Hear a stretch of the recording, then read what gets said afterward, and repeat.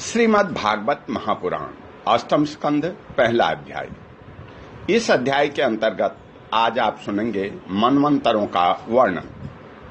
राजा परीक्षित ने पूछा, हे गुरुदेव, स्वांभव मनु का वंश विस्तार मैंने सुन लिया। इसी वंश में उनकी कन्याओं के द्वारा मरीचि आदि प्रजापतियों ने अपनी वंश परंपरा चलाई थी। अब आप हमसे दूसरे मनुओं का वर्णन कीजिए। हे ब्राह्मण, ज्ञानी महात्मा जिस जिस मनवंतर में महामहिम भगवान के जिन जिन अवतारों और लीलाओं का वर्णन करते हैं उन्हें आप अवश्य सुनिए। हम बड़ी श्रद्धा से उनका श्रवण करना चाहते हैं। हे भगवान, विश्वभावन भगवान बीते हुए मनवंतरों में जो जो लीलाएं कर चुके हैं, वर्तमान मनवंतर में जो कर रहे हैं और आगामी मनवंतरों में जो कुछ करेंगे, यह सब हमें सुनाइए। श्री सुखदेव जी ने कहा, इस कल्प में स्वांभव आदि 6 मनवंतर बीत चुके हैं। उनमें से पहले मनवंतर का मैंने वर्णन कर लिया। उसी से देवता आदि की उत्पत्ति हुई थी। स्वांभव मनु की पुत्री आकुति से यज्ञ पुरुष के रूप में धर्म का उपदेश करने के लिए तथा देवहूति से कपिल के रूप में ज्ञान का उपदेश करने के लिए भगवान ने उनके पुत्र रूप से अवतार ग्रहण किया था। हे परीक्षित, भगवान कपिल का वर्णन मैं पहले ही तीसरे स्कंद में कर चुका हूं।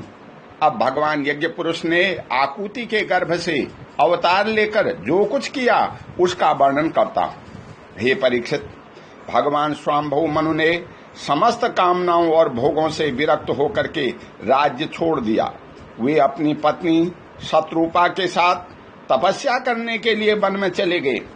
हे परीक्षित, उन्होंने सुनंदा नदी के किनारे पृथ्वी पर एक पैर से खड़े रहकर 100 वर्ष तक घोर तपस्या की।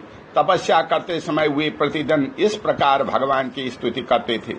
मनु जी कहा करते थे, जिनकी चेतना के स्पर्श मात्र से यह विश्व चेतन हो जाता है, किंतु वह विश्व जिन्हें चेतना का दान नहीं कर सकता, जो इसके सो जाने पर प्रलय में भी जागते रहते हैं, उनको यह नहीं जान सकता, परंतु जो इसे जानते हैं वही परमात्मा है। यह संपूर्ण विश्व और इस विश्व में रहने वाले समस्त चर अचर प्राणी सब उन परमात्मा से ही ओतप्रोत हैं। इसलिए संसार के किसी भी पदार्थ में मोह न करके उसका त्याग करते हुए ही जीवन निर्वाह मात्र के लिए उपभोग करना चाहिए। तृष्णा का सर्वथा त्याग कर देना चाहिए। भला ये संसार की संपत्तियां किसकी हैं? भगवान सबके साक्षी हैं।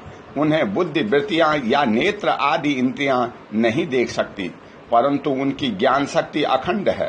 समस्त प्राणियों के हृदय में रहने वाले उन्हीं स्वयं प्रकाश असंग परमात्मा की शरण ग्रहण करो, जिनका न आदि है न अंत, फिर मध्य तो होगा ही कहां से, जिनका न कोई अपना है और न पराया, और न बाहर है न भीतर। वे विश्व के आदि अंत मध्य, अपने पराये, बाहर और भीतर सब कुछ हैं।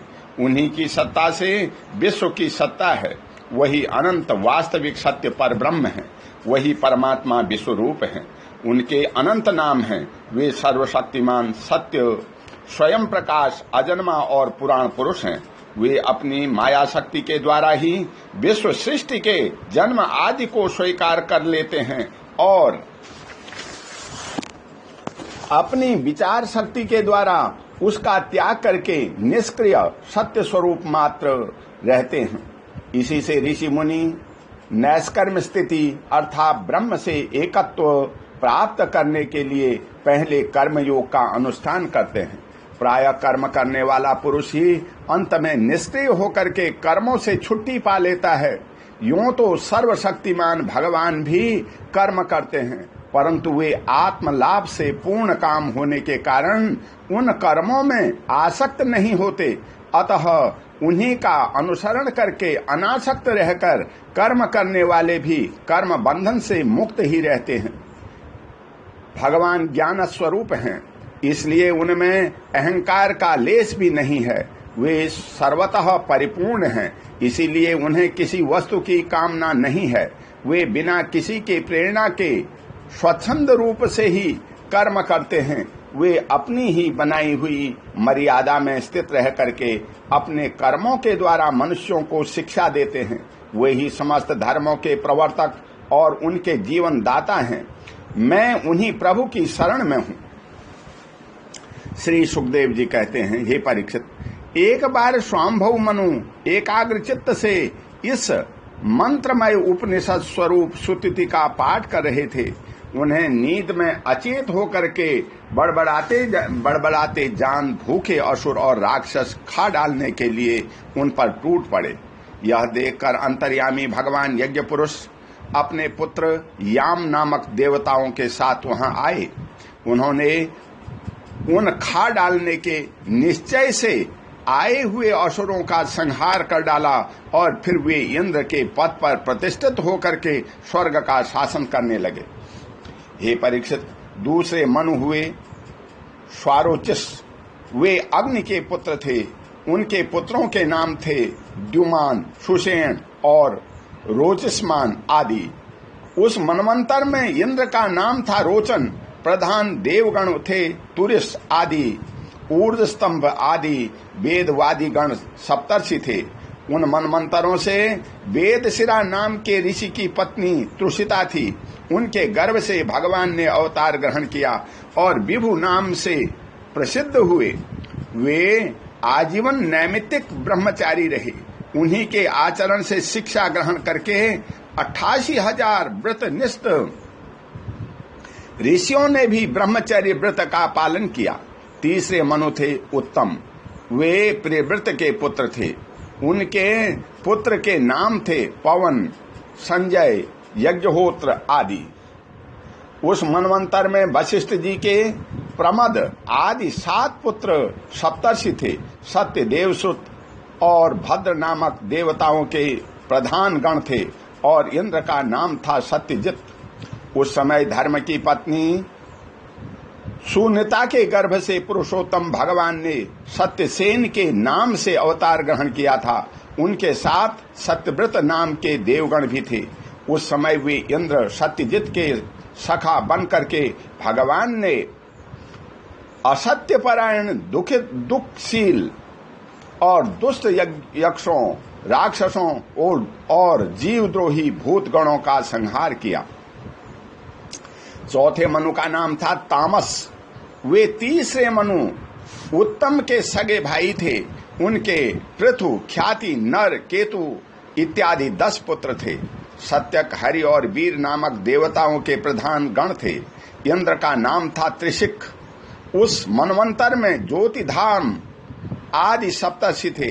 हे परीक्षित, उस तामस नाम के मनवंतर में विभूति के पुत्र वैदित्य नाम के और भी देवता हुए। उन्होंने समय के फेर से नष्ट प्राय वेदों को अपनी शक्ति से बचाया था, इसीलिए वे वैदित्य कहलाए।